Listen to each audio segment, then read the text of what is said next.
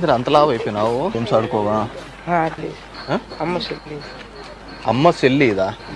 Cell phone లో కాదురా game ఆడమనేది, ground లో గేమ్. Only once first.